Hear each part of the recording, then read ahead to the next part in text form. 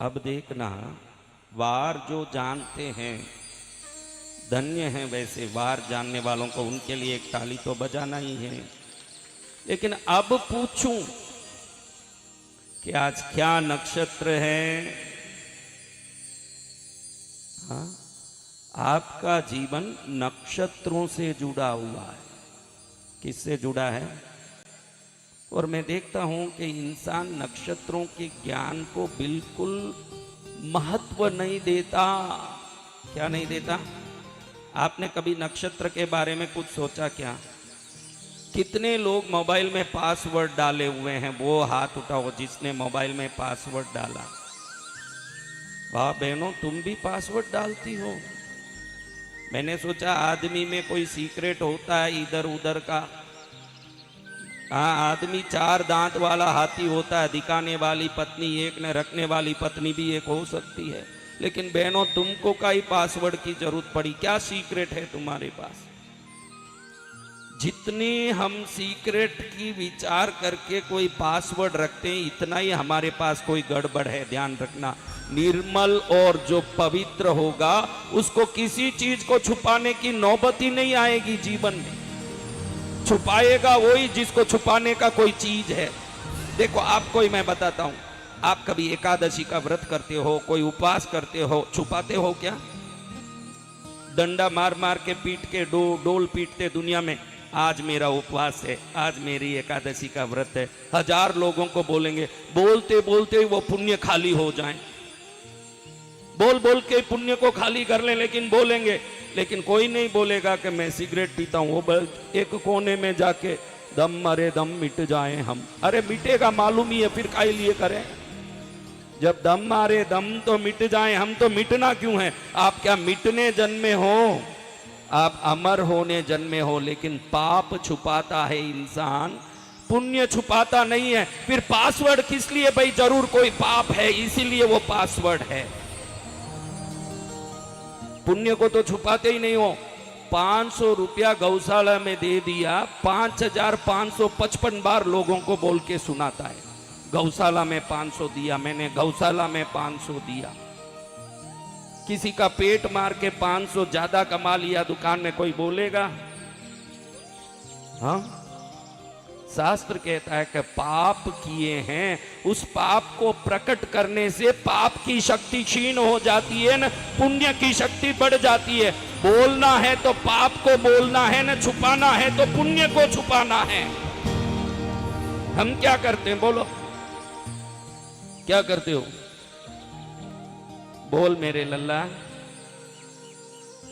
बोलते रहे, कल्याण होगा तेरा। उल्टा करते हैं। आज मैं आपको एक बात बताता हूं कि नक्षत्र क्या काम करते हैं। आपको नक्षत्रों के बारे में मालूम नहीं है। राजस्थान में क्या है, कुछ भी पूछना भोपा जी को पूछो। किसको?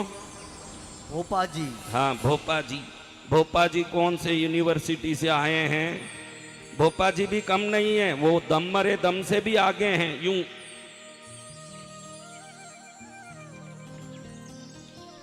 अरे जिसमें व्यसन होगा वो आपको क्या जीवन के दुखों से मिटा पाएगा?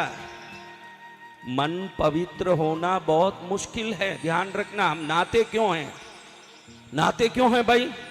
मन पवित्र होना बहुत मुश्किल है। पहले कोशिश करते हैं कि कम से कम शरीर तो भी पवित्र हो जाए। और जो शरीर को पवित्र नहीं रख सका, उस व्यक्ति को देवताओं का दूत नहीं माना जा सकता। क्या देवताओं का दूत व्यसनी होगा? बोलो, देवताओं का दूत व्यसनी होगा? नहीं। तो हम भोपा से नहीं पूछें तो किसको पूछें? अरे घटघट के अंतर्यामी भगवान है। कौन है? भगवान। आपको क्या तकलीफ है भगवान को मालूम नहीं है? आपको क्या परेशानी है भगवान को मालूम नहीं? बोलने की भी जरूरत नहीं है। सूर्य क्या आपके बोलने से रोशनी देता है? वायुदेव क्या आपके निवेदन से हवा छोड़ रहे हैं? बरसात क्या आपके चिल्लाने से ऊपर से आ रहा है? अगर ये जो वायु, अग्नि, आकाश के सभी तरंगें बिन बोले करुणा दिखा सकती है, तो आप भोपे के पास नहीं, मंदिर में भगवान के पास जाओ, आपका उद्धार उसी से होगा। जय जय गुरुदेव। हाँ, जाना तो ईश्वर के पास जाओ। किधर जाना? ईश्वर के पास। और हीन भावना से जाना। मंदिर में जाएं, वीआईपी आया हूं, वीआईपी दर्शन दो। भगवान के सामने वीआईपी मत बनो। आजकल वीआईपी दर्शन का सिस्टम हुआ है, और सरकार भी देखो 2 पैसा कमाने के लिए 50 रुपए का टिकट, 25 रुपए के टिकट में भक्तों को अलग लाइन में छोड़ती है। सरकार के लोगों को भी दिमाग लगाना चाहिए। संसार में इतना भेदभाव कर लिया, पैसे का, जात का, प्रभु के मंदिर में क्यों करते हो भेदभाव? वहां तो सबको एक साथ जाने दो। सत्य वचन गुरुदेव। वहां का भेदभाव है। वहां कैसे जाना? बोल बेटा, कैसे जाना? कैसा हीन भाव? मैली चादर ओढ़ के कैसे द्वार तिहारे आओ, मैली चादर ओढ़ के कैसे द्वार तिहारे आओ, हे पावन परमेश्वर मेरे, हे पावन परमेश्वर मेरे, मन ही मन शर्माओ, मैली चादर ओढ़ के कैसे। इधर चादर कोई चादर नहीं, ये चादर नहीं, शरीर को चादर कहा गया है। हम इस संसार में आए, इस शरीर को किस किस बातों से गंदा किया सोचो। भाव से गंदा, व्यसन से गंदा, बुद्धि से गंदा, झूठ बोल के गंदा। तो प्रभु के सामने एकदम शर्म लेके जाओ। साथ में जो अपने हाथ में माला लेके जाता है, बादाम लेके जाता है, सोने का मुकुट लेके जाता है, उससे ज्यादा भगवान उस पर खुश होते हैं जो मान लेता है कि मैं पापी हूं, प्रभु आपके चरण में आया हूं, मुझे तार दो। ये भाव लेके जाता है, उसको भगवान प्रसन्न होके आशीर्वाद देंगे जरूर। मैंने कहा नक्षत्रों की महिमा बहुत भारी है। देखो, दशहरा कहते हैं कि नहीं?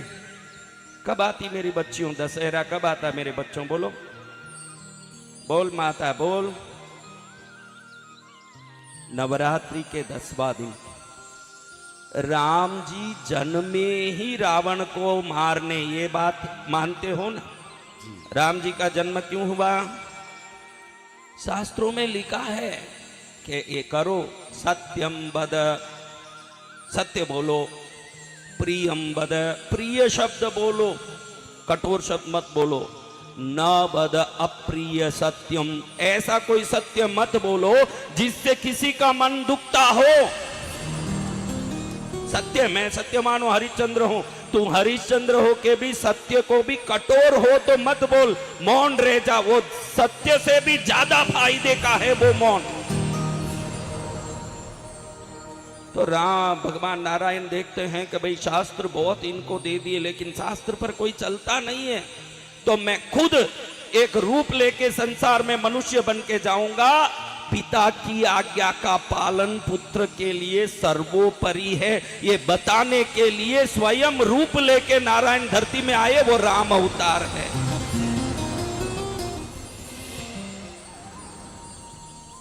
वो हमको सिखाना चाहते हैं कि ऐसे जियो। शास्त्र हम पढ़ नहीं पाते। देखो, आप सबको किस किस को गीता का 18 अध्याय का ज्ञान है? बोलो, है गीता का 18 अध्याय का ज्ञान? नहीं, लेकिन जरूर बूढ़े से जवानी तक सबको मालूम है, बीड़ी जलाई ले, बीड़ी जलाई ले। हाँ, ज्ञान जब शब्द के रूप के रूप में आता है तो जल्दी पकड़ में आता है, लेकिन वही ज्ञान किताबों में रहता है। आजकल किताब पढ़ने वाले ही बहुत कम हो गए।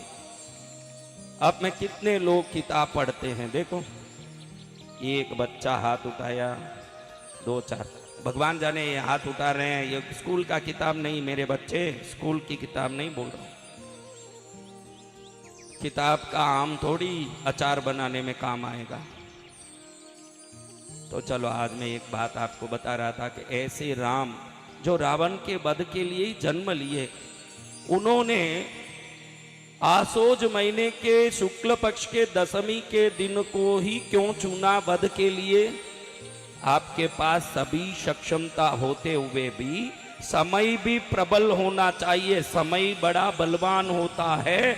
अगर उत्तम मुहूर्त में कोई काम करोगे तो उसका निश्चित शुभ परिणाम आएगा।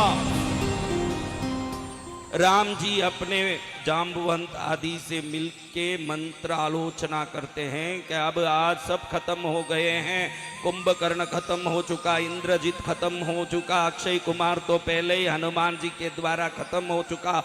अब मुझे रावण को खत्म करने जाना। जाम्बवंत कहते हैं कि ये ग्रहों की दशा आसोज के शुक्ल पक्ष के दशमी के दिन में ऐसे ग्रह संयोग होते हैं जिस काम को लिया उसी में सफलता होता है। इसको हमारे राजस्थानी में बिन देखिया मुहूर्त कहते हैं। क्या कहते हैं? आपको भी आज बताता हूं कि आपको कोई काम करना हो तो 3 मुहूर्त बिन देखिया मुहूर्त है। कितने मुहूर्त? 3 मुहूर्त। चैत्र शुक्ल प्रथमी, चैत्र की प्रथम, चैत्र के शुक्ल पक्ष की यानी सुदी पक्ष के प्रथम दिन, जिसको महाराष्ट्र में गुड़ी पड़वा बोलते हैं और हम लोग उसको चैत्री नवरात्रि का पहला दिन बोलते हैं। उस दिन जीवन में कोई मुहूर्त किसी भी कुयोग हो, कुग्रह कुनक्षत्र हो, फिर भी आप काम करोगे तो वो दिन की इतनी महिमा है कि वो आपका काम सफल होके ही रहेगा। भले गृह प्रवेश हो, दुकान का ओपनिंग हो, कोई भी काम हो। किस दिन करना? चैत्र शुक्ल प्रथम, चैत्र सुदी एकम बोलते हैं। राजस्थानी में क्या बोलते हैं? चैत्र सुदी एकम, ऐसे ही बोलते हैं ना। मैं ही राजस्थानी हूँ, आप मत सोचना कि महाराज जी दक्षिण से आए हैं, तमिलनाडु से। ये शरीर राजस्थान से जन्म के राजस्थान का पानी पिया हुआ शरीर है। जय जय गुरुदेव। दूसरा मुहूर्त कौन सा? आसोज शुक्ल दशमी, जिसको विजय दशमी कहते हैं। नाम में विजय लगा हुआ है। क्या लगा है? विजय। विजय दशमी, विजय का अर्थ क्या? सफलता। उस दिन में अगर आप कोई भी काम करो आपको सफल होने से कोई रोकने वाला नहीं है। तीसरा मुहूर्त कौन सा? अक्षय तृतीया। क्या मुहूर्त? अक्षय तृतीया। अक्षय, क्षय यानी घटना, अक्षय यानी कभी न घटने वाला। इसीलिए उस दिन गहना सोना सब लोग लेने जाते हैं। वो कैसे मूर्ख, ये जितने मार्केटिंग वाले सोने के दुकान ज्वेलरी वालों ने ऐसा मार्केटिंग किया कि आका तीज में तुम भी जाके कम से कम एक चांदी का तो भी सिक्का लेके आए ही होंगे, एक सोने का सिक्का तो भी लाए। ऐसे आका तीज में कौन कौन लाया? बोलो कौन कौन लाया? लाया तो है लेकिन हाथ नहीं उठाएगा। मालूम है कि अभी कुछ डांट पड़ने वाली है।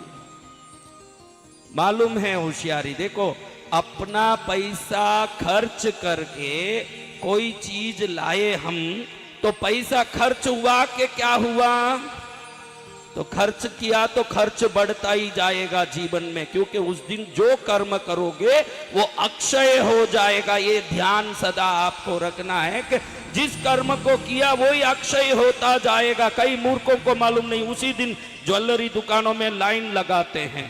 ये भांग पीने वालों को देखा है किसी ने? राजस्थान में तो होली में भांग खूब गुटती है, खूब वहां मसाला भांग का मजा लिया।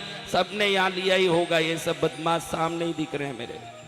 अब आपको बताऊं कि भांग पीने वाला अगर रोते रोते समय भांग पी लिया तो पूरा दिन क्या करेगा बताओ? रोता ही रहेगा। ये देखो भंगेड़िए बता रहे हैं, हंसते हंसते अगर भांग पिएगा तो क्या करेगा महाराज? हंसता ही रहेगा। तो ये जो अक्षय है ये भी तिथि भांग की तरह काम करता है। तुमने उस दिन जो काम किया वही बढ़ता ही जाएगा वो साल में। तो तुम जाके उधर खर्चा करके कुछ लाए हो तो साल भर खर्चा ही खर्चा होगा। ये बात कोई नहीं बताता ना, दुनिया खर्चा करने निकल जाती है अक्षय तृतीया।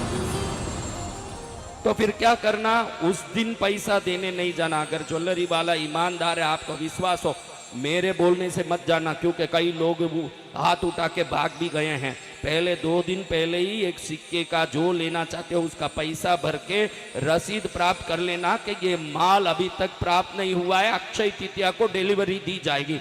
उस दिन जाके माल लेके आ जाना। उस दिन खर्चा नहीं किया, माल आया तो आगे सोना चांदी आता ही रहेगा घर में। उस दिन पैसे का खर्च ही नहीं होना, नमक भी खरीदना नहीं, राशन भी नहीं खरीदना, सब्जी दूध भी नहीं खरीदना, सब पहले दिन ही खरीद के रखना। पैसा उस दिन जो नहीं खर्चेगा, साल भर में धीरे धीरे उसका खर्चा ही कम पड़ता जाएगा न, आवक बढ़ती जाएगी, आमदनी बढ़ती जाएगी, मजा आता ही जाएगा। देखो कितना आनंद है। सोना ही सोना, जय जय गुरुदेव।